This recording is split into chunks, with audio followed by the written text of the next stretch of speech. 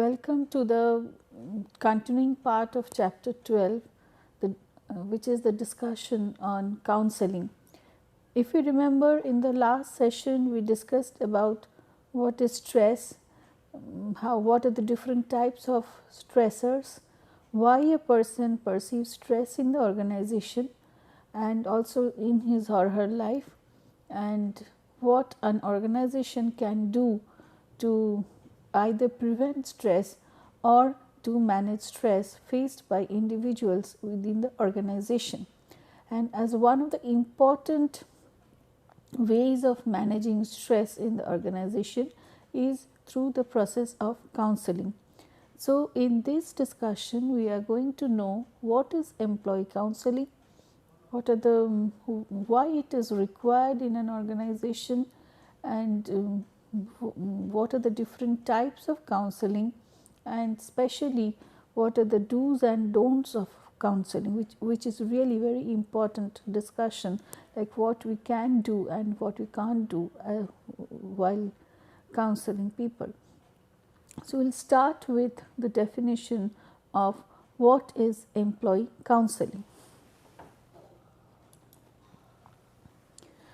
So, counseling is a process through which one person helps another by purposeful conversation in an understanding atmosphere. It seeks to establish a helping relationship in which the one counseled can express their thoughts and feelings in such a way as to clarify their own situation, come to terms with some new experience, see their difficulty more objectively, and so face their problem with less anxiety and tension. So, if we can analyze this whole definition, so what we find, like counseling is done maybe in a very close situation when one person tries to counsel another person, and it is a purposeful interaction, purposeful conversation between two people in an understanding atmosphere. So, when we are talking of an understanding atmosphere, it means like there is a level of trust between the counselor and the counselee. This is very important. Like if the counselee doesn't trust the counselor and feels like that the counselor is the person who can help him or her to get out of the particular problem that he or she is facing at that point in life, or he or she can trust the counselor with the confidentiality of the things that he shares or she shares about his or her life to the counselor, then if this trust and understanding is not there, then the whole process of counseling cannot proceed. So, it is very important to have an understanding between the counselor and the counselee. So, it is a purposeful conversation in an understanding atmosphere. When you are talking of, then what is the purpose? The purpose is of course to help the counselee to come out of certain problems faced by the counselee at that particular point in life, and to maybe interpret the situation in a new light, experience new ways of looking at things, or looking at the problems faced at life more objectively, and develop the ability to face the problems maybe with less tension and anxiety.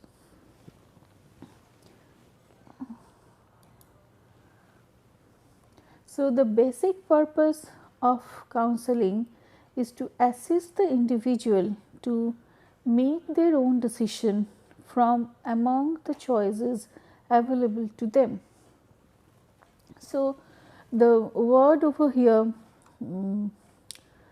assist is very important. So, what the counselor does is to help the counselee to make his or her own decisions out of several alternatives present in front of the counselee in alternative paths. It may be that before coming to the counseling situation, the alternatives were there, but the person, the counselee, was not able to make the proper choice. And what the counselor does is to assist that person, help him or her become more equipped to make the own decisional choices. What is employee counseling? Employee counseling can be explained as providing help and support to the employees to face and sail through the difficult times in life. Counseling is guiding, consoling, advising and sharing and helping to resolve their problems whenever the need arises. Counseling is discussion of an employee's problem that usually has an emotional content to it in order to help the employee cope with the situation better. So, we find like it is a wellness program, it is a part of the well-being or program designed by the organization, which takes care of the quality of work life of the individuals within the organization. What happens? So, through the process of counseling in the organization, its guidance is given to the individual how to face problems in life, maybe some also emotional comfort in the form of consoling is given, then proper advice is also given in how to make better choices about from the alternatives which are there in front of the individuals. And it is about also sharing some facts of life which are like very maybe private things and which the employee may not even share with friends and supervisors. So, this is an avenue provided by the organization where employees can come and speak up their mind, and as a result, so it provides a buffer for them as an emotional support. So, again what is very much required for this is the atmosphere of understanding, trustworthiness of the counselor to the counselee.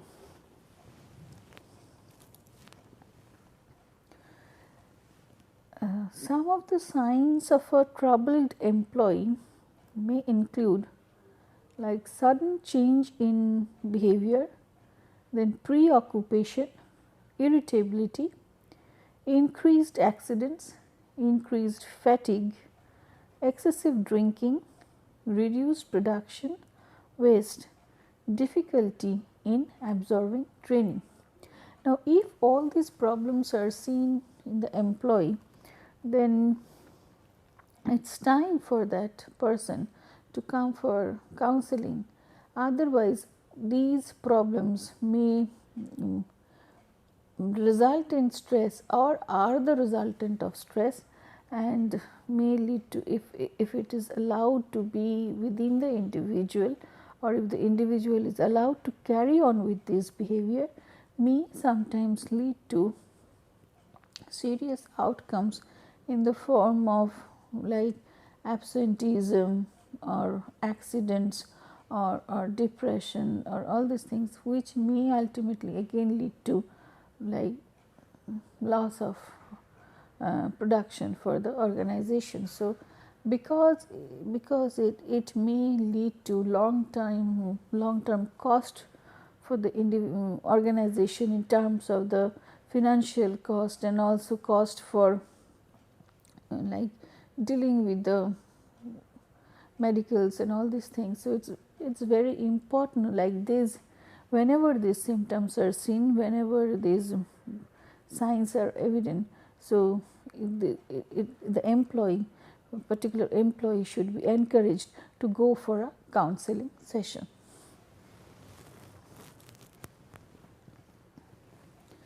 The benefits of counseling are, it helps to understand self properly, it helps in making impersonal decisions, setting achievable goals which enhance growth, planning in the present to bring about desired future, effective solutions to personal and interpersonal problems, coping with difficult situations, controlling self-defeating emotions, acquiring effective transaction skills, acquiring positive self-regard and a sense of optimism about one's ability to satisfy one's basic needs.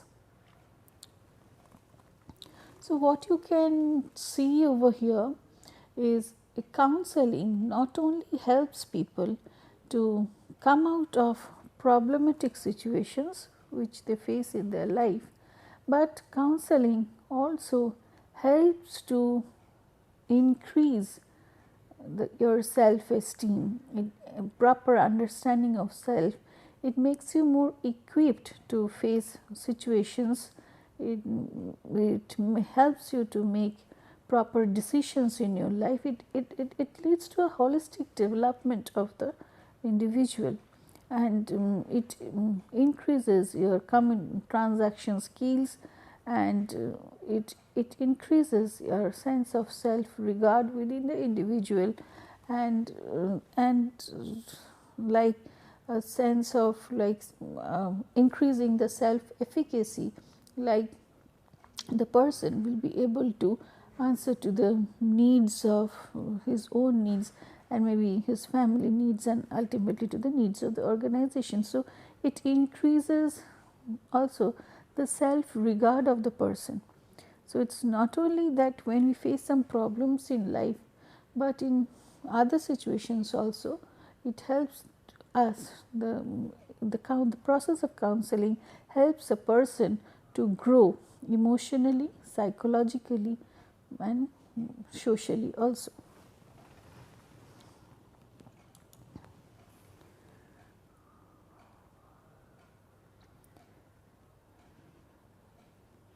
Two skills which are very basic for counseling are active listening and messaging. Active listening is one of the very important skills of counseling, and it is divided into two forms of behavior. One is verbal, and so these two forms are verbal and non-verbal.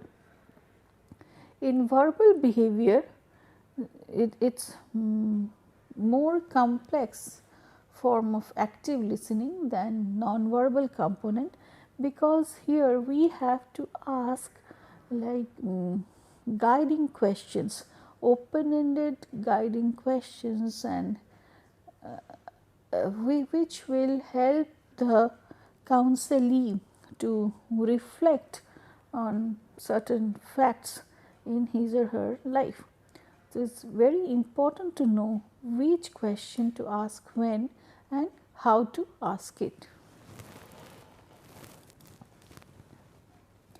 Active nonverbal behaviors include making eye contact, maintaining an interested facial expression, nodding, facing the other person, maintaining an open position, that is not crossed legs and crossed arms, because that is a body posture which reflects like very closed, like this type of things will represent a very closed, like I am not ready to listen to what you are sharing with me. So, it is open posture like with open arms and legs, these are accepting body postures. Next is maintaining an attentive posture, keeping a close proximity. These are like good points, active nonverbal behavior points, which are not to be done sort of thing in active listening. Active nonverbal listening is while somebody is speaking, we should not frequently check the watch, or we should not be playing with certain small things, and we should not be sighing. These type of things are not done, like foot tapping, and also like listening to loud music and other conversations in a word which shows like certain nonverbal cues, which shows like I am not interested in what you are telling, or I want this conversation to end very soon. If that things are reflected through the nonverbal cues, like whatever we have told now, then it is not proper as an active nonverbal behavior for listening.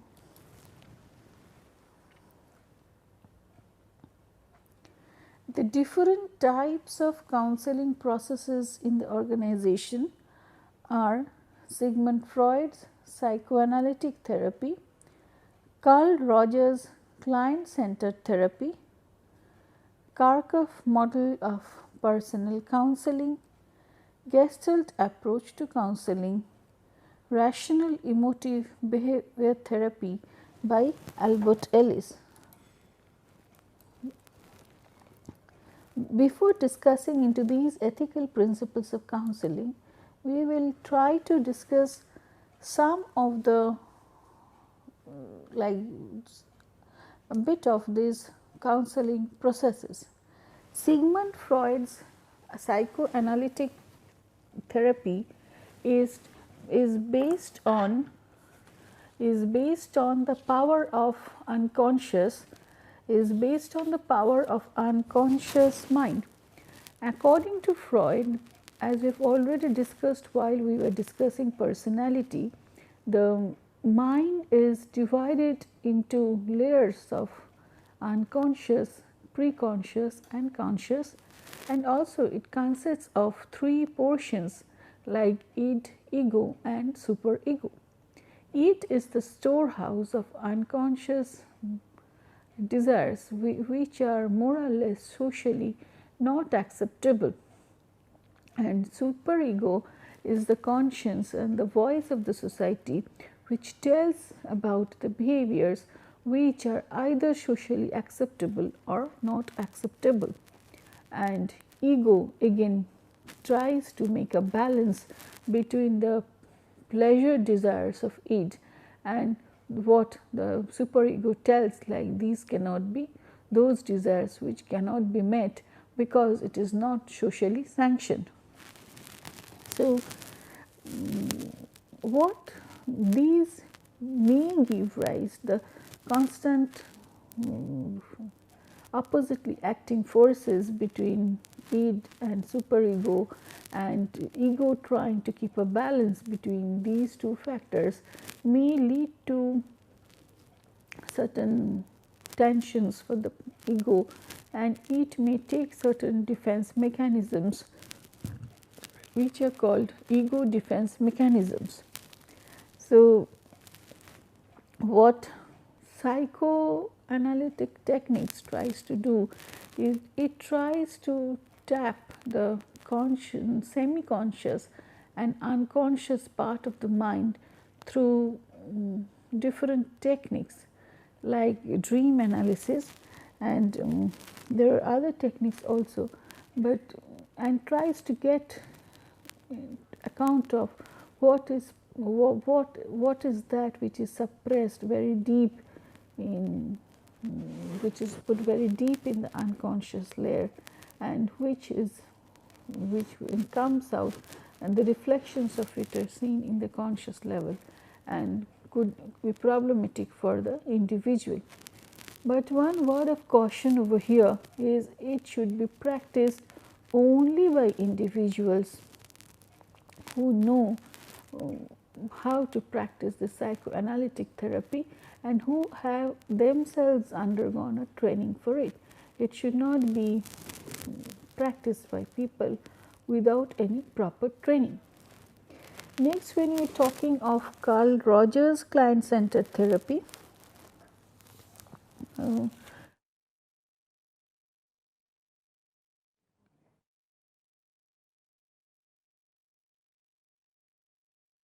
is told like the difference with Freud's perspective over here, where the counselee in Freud's perspective plays a very passive role to be guided by the counselor about how to view things in life and what what is to be done as a proper behavior. In contrast to that, when you are talking of Carl Rogers way of counseling, it is called client centered therapy.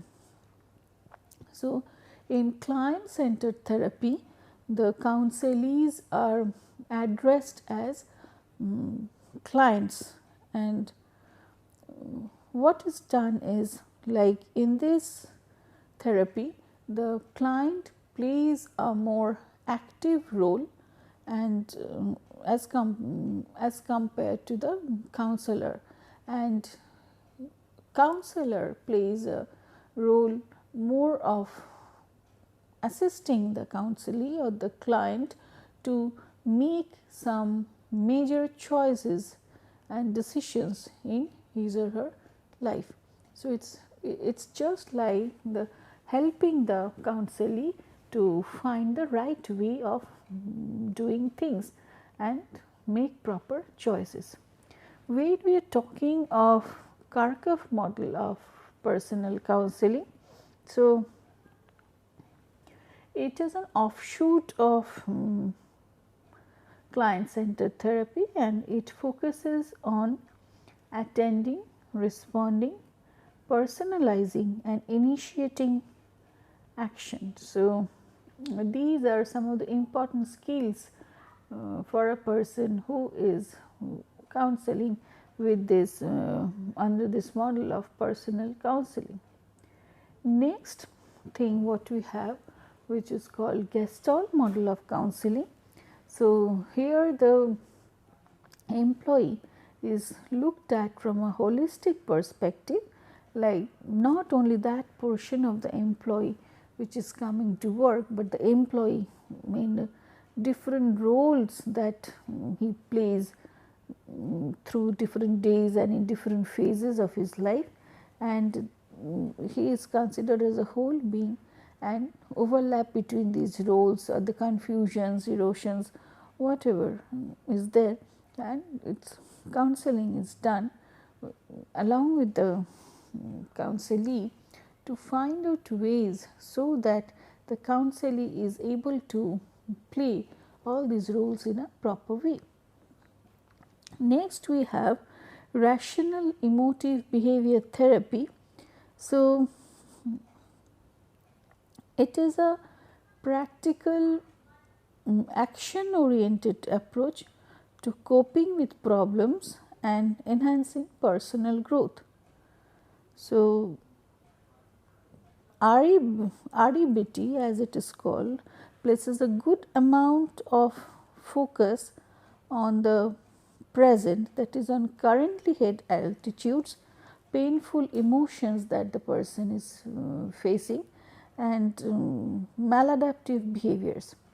It is one assumption over here is that employees themselves are to certain extent responsible for the negative emotions faced, and because lot depends on their own perception of how they are interpreting certain situations. So, it is assumed in this therapy like the employees themselves are responsible for their own emotions and actions, and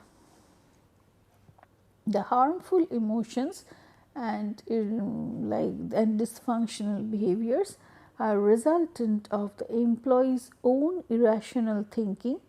So, and because the employee is in control of the irrational thinking and like ways of seeing the world.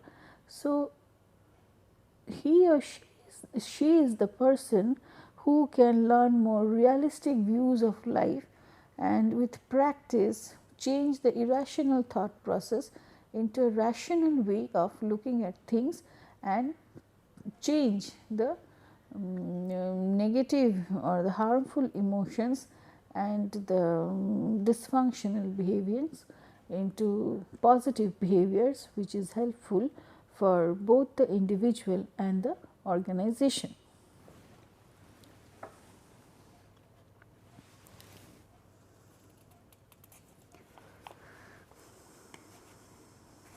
So, what as a result like they will see is a deeper acceptance of self and greater satisfaction in life by developing reality based perspective. So, and REBT classifies two very different types of difficulties, which are practical problems and emotional problems. So, based on this, like the flawed behavior, unfair treatment by others and undesirable situations, these are practical problems. So, but again there are emotional problems also, which are like created by unnecessarily seeing things in different ways, by becoming upset about these practical problems. So, instead of seeing the practical problems in objectively, what people may try to do is to get emotional about it and deal with it from an emotional perspective and increase the emotional suffering based on the interpretation of these practical problems. So, what needs to be done over here is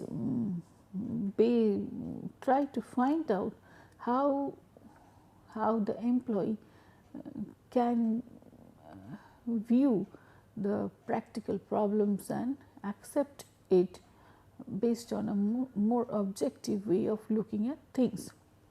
So,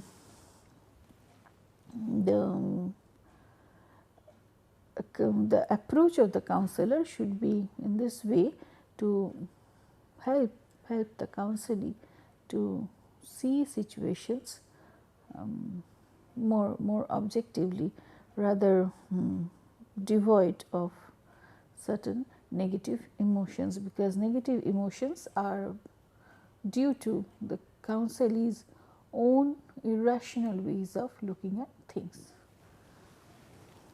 Next, we will try to see the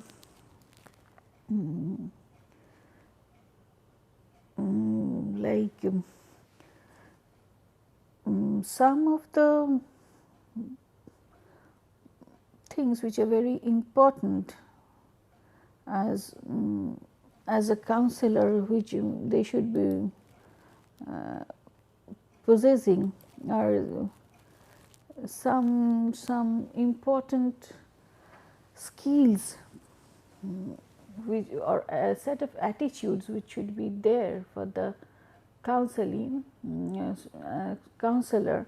Is first is respect, a sense of respect for the counselee in whatever condition he or she is. So,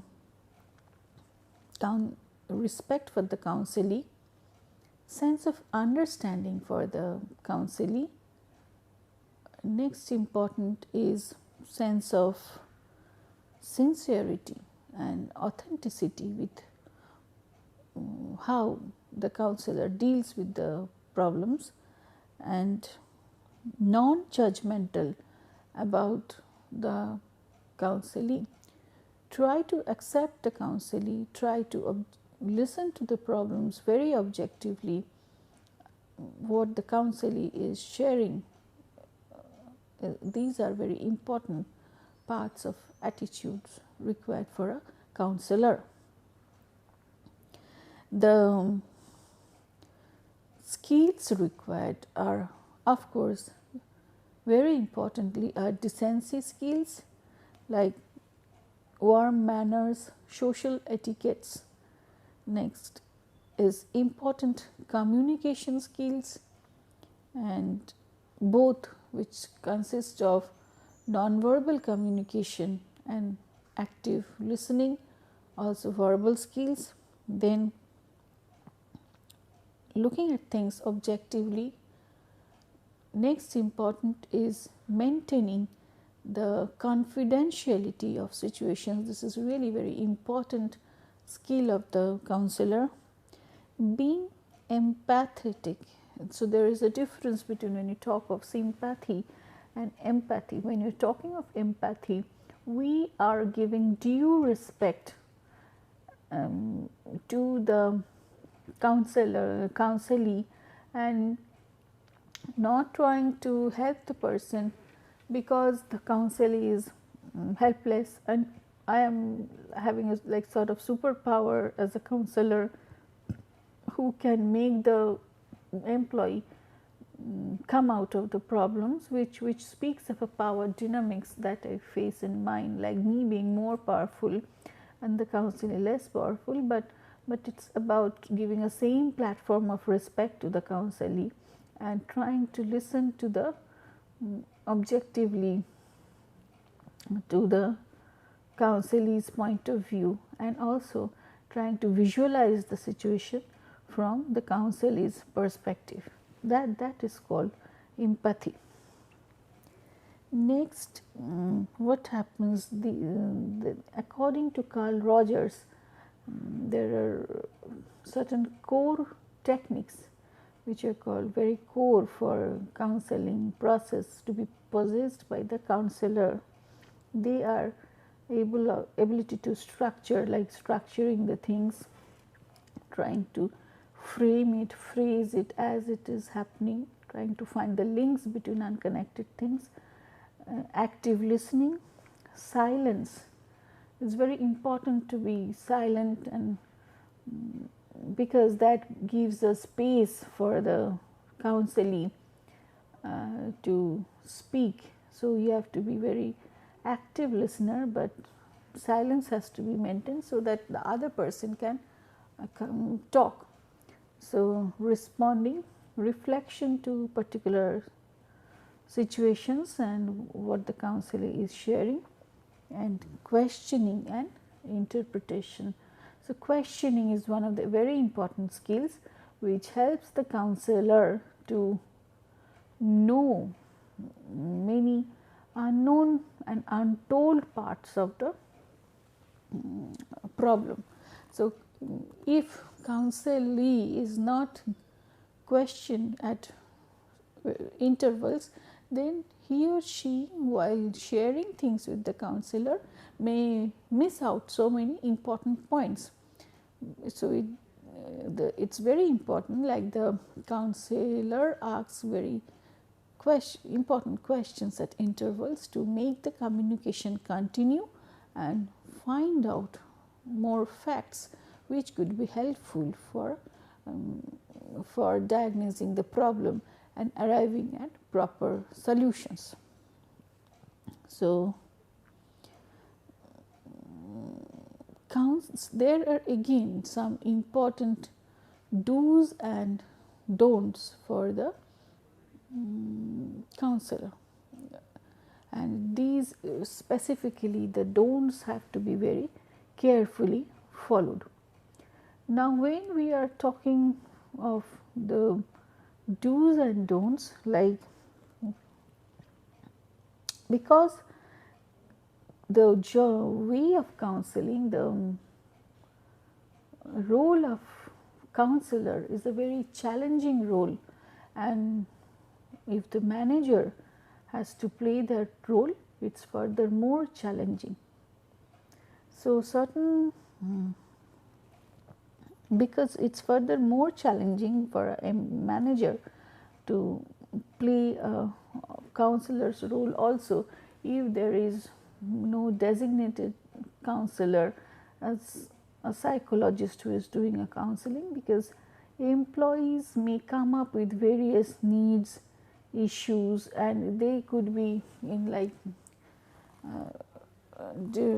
they could be your peers, they could be your subordinates also, and so it's very important in that case to follow the do's and don'ts by the manager.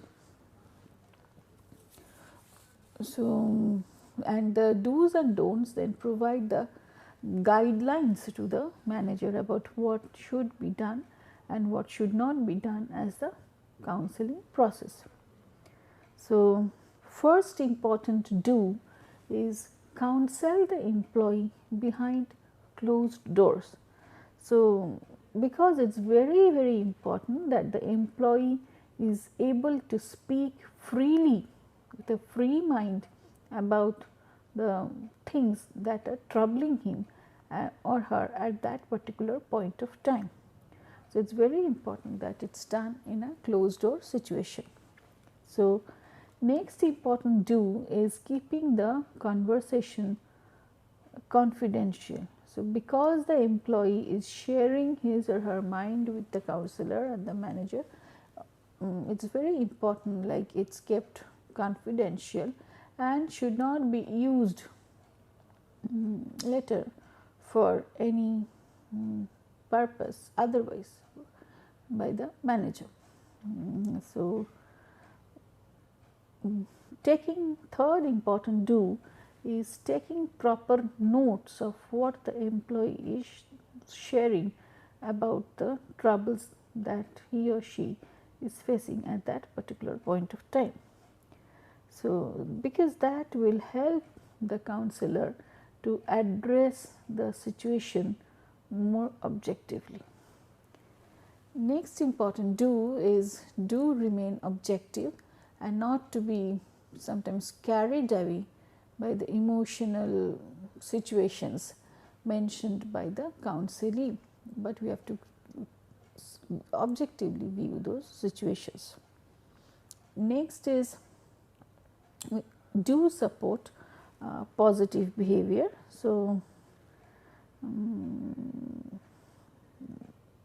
like if you are trying to tell a person about some unproductive behaviors of that person, so first we should tell about some good behaviors and then some unproductive behaviors, and then maybe again like how those can be corrected. So, some sort of sandwich model which helps the employee feel good about themselves and again encourage them to correct the unproductive behavior.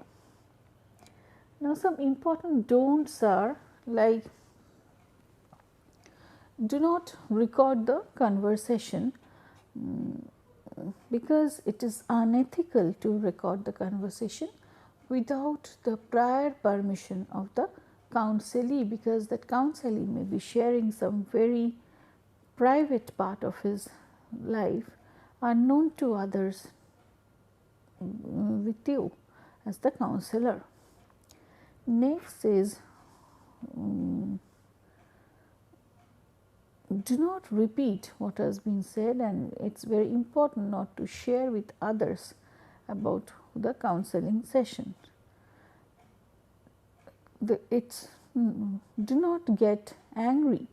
The counselee may also say some attacking words to you, because sometimes projections may happen and the counselee projects the image of his or her boss or the spouse or any target on you and may use some abusive languages or attacking words, but as a counselor we need not get angry about it.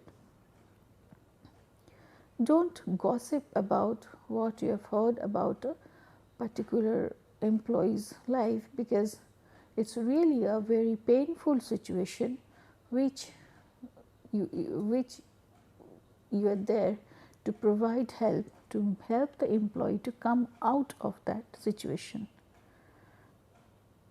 Don't make empty promises that you are not able to keep. That is another of the important things, because if you are not able to provide any help, then just tell it. If you are not able to do some things for the individuals, tell it, but it is not to be made empty promises and not to be kept later on, because that will disturb the level of trust which the employee have on you, and in case of future counseling sessions. So, these are some of the do's and don'ts which have to be followed, particularly by managers who also plays the roles of counselor. Now, we will try to see some of the ethical issues related with the counseling process and psychotherapy. First is fidelity, that is honoring the trust placed in the practitioner. Next is autonomy, respect for the client's right to be self-governing, like it is his or her choice to first is to come to the counselor and accept whatever the counselor is telling, or not to accept certain aspects of it. Beneficence, a commitment to promoting the client's well-being. Non-maleficence, a commitment to avoiding harm to the client. Justice, the fair and impartial treatment of all clients and the provision of adequate services. Self-respect, fostering the practitioner's self-knowledge and care for self. These are some of the important ethical issues in counseling process. Some of the personal moral qualities which are required is empathy, the ability to communicate understanding of another person's experience from that person's perspective. Sincerity, a personal commitment to consistency between what is professed and what is done. Integrity, a commitment to being moral in dealings with others, personal straightforwardness, honesty and coherence. Resilience, the capacity to work with the client's concerns without being personally diminished. So, this is one of the important things again, like we have to separate, as a counselor we have to separate our own self from the counselor's self, so that we can look into the problems objectively, but not get too much like emotionally involved in the process, which disturbs our own well-being and the rational thought process. So, that is very important for us, for the counselors to function properly and dealing with the client's problems. Respect is showing appropriate esteem for others and their understanding of themselves. Humility, the ability to assess accurately and acknowledge one's own strengths and weaknesses.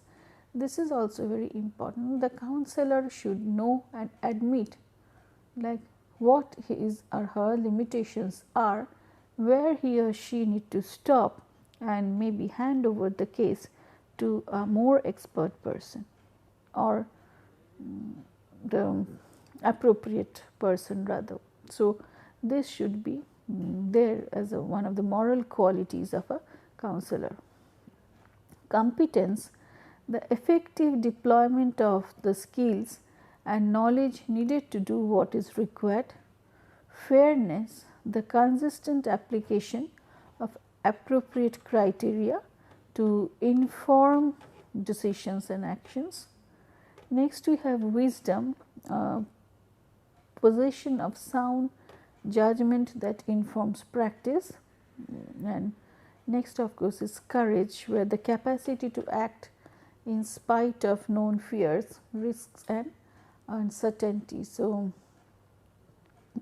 you have the courage of telling the truth sometimes. So, even if like there could be pressures from certain corners to do things otherwise, so that depends on the courage of the individual functioning as the counselor.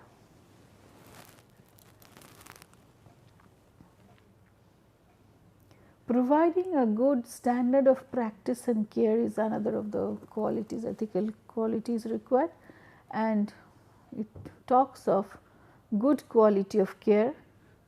Practitioners should give careful consideration to the limitation of their training and experience and work within these limits, as we have already told, take advantage of available professional support which are there.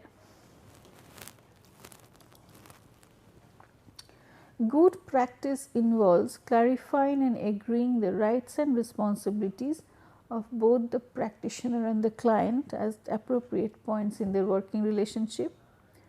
So, dual relationships, like when the client is also the trainee and colleagues and supervisee, these may have certain overlapping roles, and what the counselor has to do may be to look at each of these roles separately and not mix them up together. Counselors should be keeping appropriate records of their work with clients, unless there is no adequate reason for not keeping records. So, and all records should be kept accurate, which are respectful for the clients and colleagues, and they should be protected from unauthorized disclosure. So, clients are entitled to competently delivered services, and it is very important, like the practitioner reviews from time to time, and what is the outcome of the things suggested to the counselee, like whether it has led to any improvement or not. Maintaining competent practice, so they should, like every counselor, psychotherapist should undergo a review of and formal supervision of their work with their professional requirements. So, it is important, like they check on their own skills and they keep themselves updated of different happenings, improve their own counseling skills to help people in much better way. So, it is very important, as we already shared, to monitor one's own work and take feedback from the colleagues and others about it. So, like we have told, like they should be keeping updated about the latest knowledge and their own need for continuing professional development. So, practitioners also, this is very important, they should be aware of any legal requirements concerning their work, and they should be very clear about the legal accountability of their practice. Keeping trust of the counselee is very important. So, they have to be attentive to the quality of listening and respect offered to clients, careful attention to clients' consent and confidentiality about the problems shared, courteousness in the behavior. These are very important things. So, clients should be informed, well informed about the nature of services being offered. So, it's very, they have to be ensure that it's the counseling process is taking place due to the client's explicit consent about the thing, and the client is not being forced into the counseling process. So, situations in which the client may pose a risk of causing serious harm to themselves or others are challenging situations, and then the counselor should raise an alarm about these situations and make people alert about it. So, like when counseling young people, it's very much required to keep a balance between young people's dependence on adults and careers and towards a progressive development towards acting independently. So, again repeatedly we are talking of confidentiality, because we should not, we as a counselor should not be sharing information and protect information from sensitive information from unauthorized disclosure.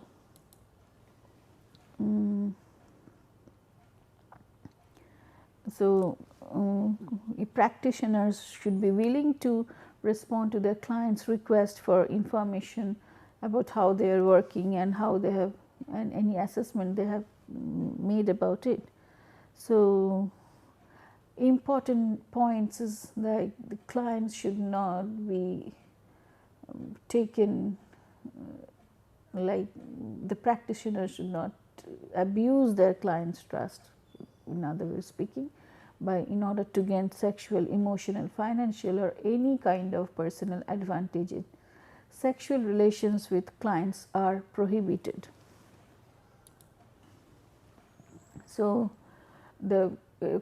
it's a purely professional relationship, and the practitioner should not allow their professional relationships to be overshadowed by any personal views that they may hold about the lifestyle, gender, age, disability, sexual orientations, beliefs or culture about the clients. So, practitioners should be very clear about their commitment to the clients and colleagues and honor their commitments.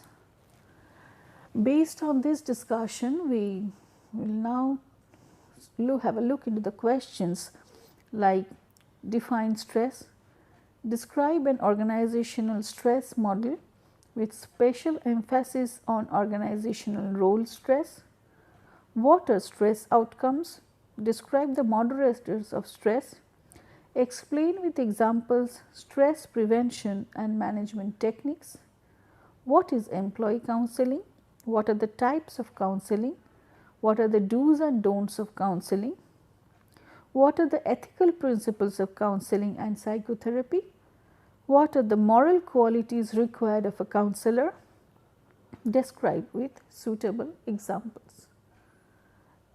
We hope, like after this discussion on the session on stress and counseling, it helps us to understand better the employees, the situations in the workplace, what makes them more stressful, try to prevent those things if possible, and if it has already taken place and the situation is stressful, the processes of counseling, the do's and don'ts of counseling will help us to be equipped as more as a future manager to provide help to the people with the sole purpose of making them come out of those situations or making the people more equipped to face situation in a more rational way, interpret things in a new light and adjust with their own life situations, be happy in their own life situations